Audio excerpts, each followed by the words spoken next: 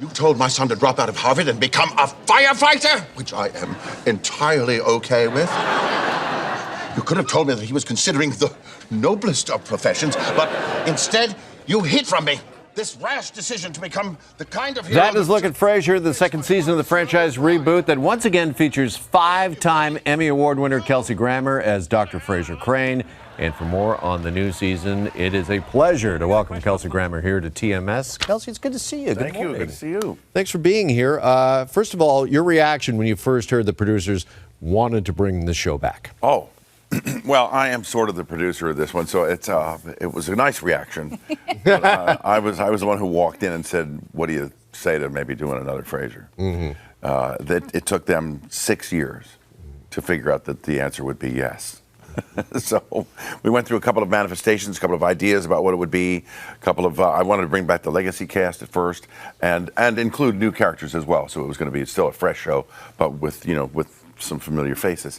As it turned out, that didn't work out, and so the idea of taking Frasier back to Boston, where he would conclude some life business, became a really great place for him to start out. Yeah. So. And stepping back into this character, you've been with this character for 40 years. Is it easy? Is it part of you now? Yeah, I mean, honestly, yeah. I mean, we do sound the same, and that's been going on for a long time now. Once in a while, I'll hear myself say something and think, "Oh, that sounded a lot like Frasier." But I try not to really do it too often, and I have done my best to play some other roles, and they've gone fairly well. But in this case, it just became sort of a labor of love. It was Roseanne's return to television that made me think, there might yet be an old story in the old boy or two that we could still tell, and that proved to be true. He's still alive. He's still fresh. He's still excited about life, and that's the real key. As long as you are excited and the character's excited about living, there's a million things you can do. Can we talk about the radio booth for a second? Because when the original Frasier was on, I was on radio, and I would watch every week, and I just wanted to actually work in a studio that was as nice as the one Dr. Frasier Crane was in. Very nice. What was it like getting back into the radio booth? It was great. That was a device we constructed in our minds to bring Perry Roz to the East Coast, because we had to think of some organic reason for her to come back to the show other than just being like a stunt casting device that we used like in the first season to bring her in for Christmas. It made sense for that show, so we had to come up with a reason. And it just dawned on us that, you know what, maybe Roz's time in radio has come to a close. And we thought the best way to figure that out is to go back and revisit the show. So there's a reprise of Frasier sitting in the chair as a kind of nostalgic week at KACL. And they both realized that KACL's over. You be okay? Yeah. But it's all right. Let's talk about some of the new blood. Patricia Heaton plays Frasier's love interest. We haven't quite gotten to love yet. Okay. We're still really nervous about that.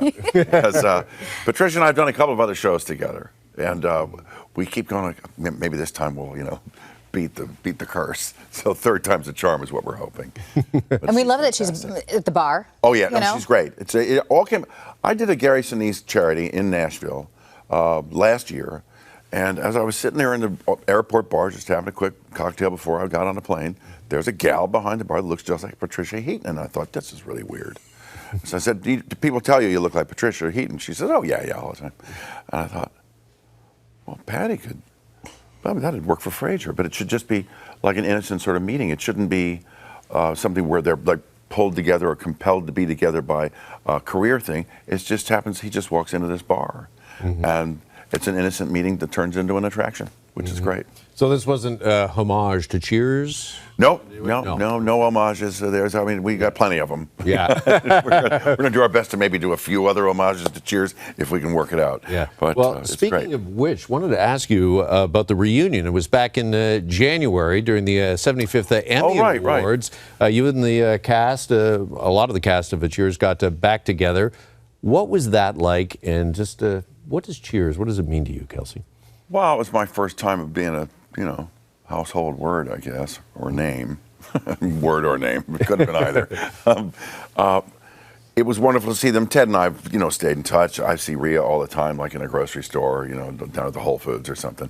And John Ratzenberger and I bump into each other often. I had just seen George at an autograph signing thing. So we're still kind of contemporaries who rub shoulders from time to time.